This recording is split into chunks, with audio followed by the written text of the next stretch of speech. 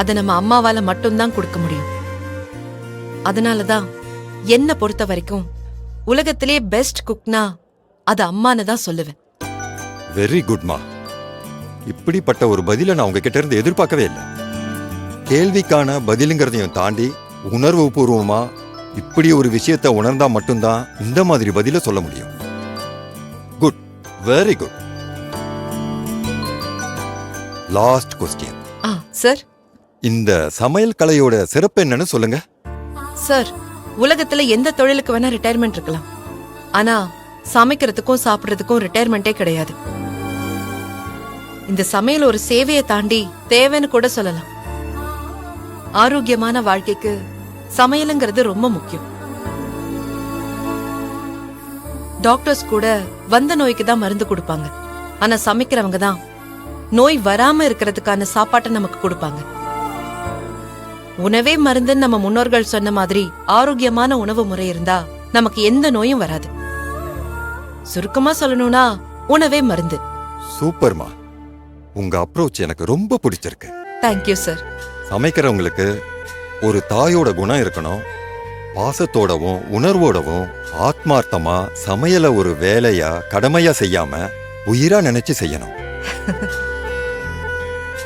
ஒரு பில்டிங் கட்டுறத வேலையா செய்யலாம், ரோடு போடுறத வேலையா செய்யலாம். ஆனா சமையல ஒரு உணர்வோட தான் செய்ய முடியுங்கிறத ரொம்ப ஆணித்தரமா சொல்லிட்டீங்க. உங்களோட இந்த பதிலுக்காகவே உங்களை இந்த ஃபைனல் லிஸ்ட்ல செலக்ட் பண்ணலாம். ஆனா எனக்கு அந்த ரூல்ஸ் கிடையாது, அந்த பவரும் கிடையாது. என்னால இப்போதைக்கு முடிஞ்சது உங்களை அடுத்த ரவுண்டுக்கு செலக்ட் பண்றதுதான்.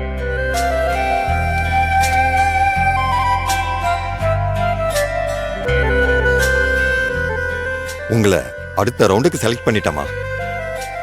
அடுத்து உங்களுக்கு ஒரு போட்டி இருக்கும்.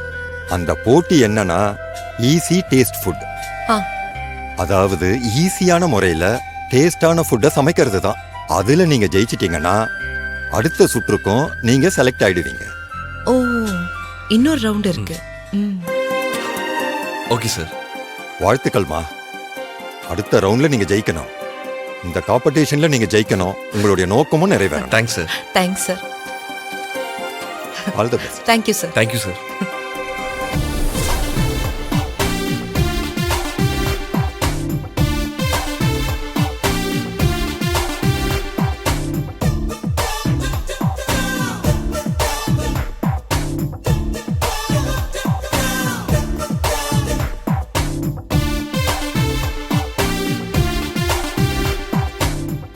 எழிலன் கையல், இந்த டாஸ்கான ரூல்ஸ் என்னன்னு இதுக்கு முன்னாடி சமைச்சவங்கள பார்த்ததுனால உங்களுக்கே தெரிஞ்சிருக்கும். இதுக்கு தேவையான மளிகை சாமான், காய்கறி எல்லாமே இங்கேயே இருக்கு. நீங்க என்ன டிஷ் செய்ய போறீங்களோ அதுக்கு தேவையானதை இங்க இருந்து எடுத்துக்கலாம்.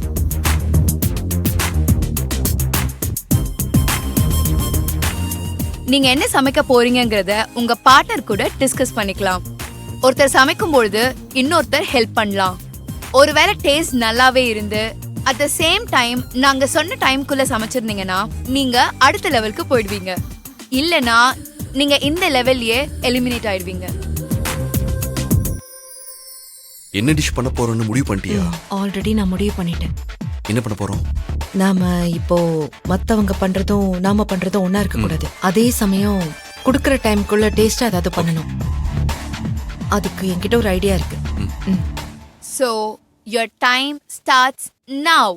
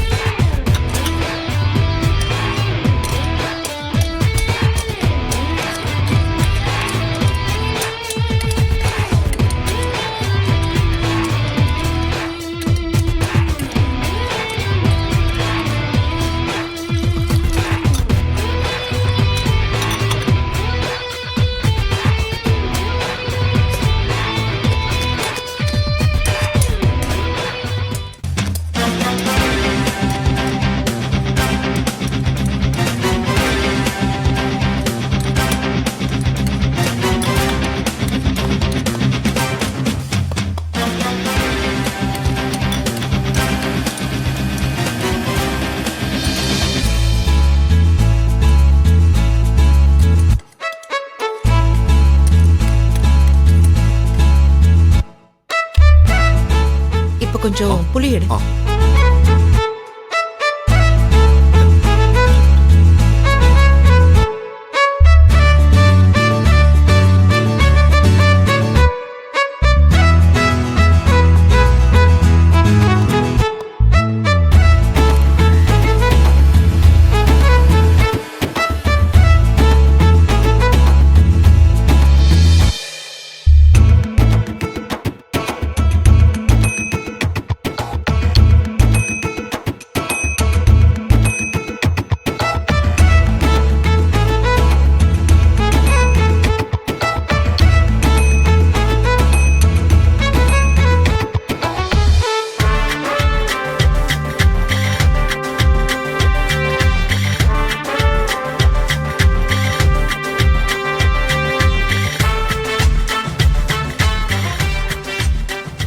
டைம் அப்.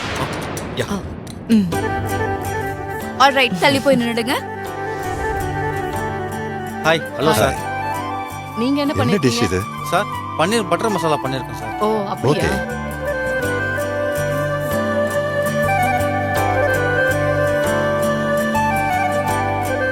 பன்னீர் பட்டர் மசாலா பண்ணிருக்காங்க.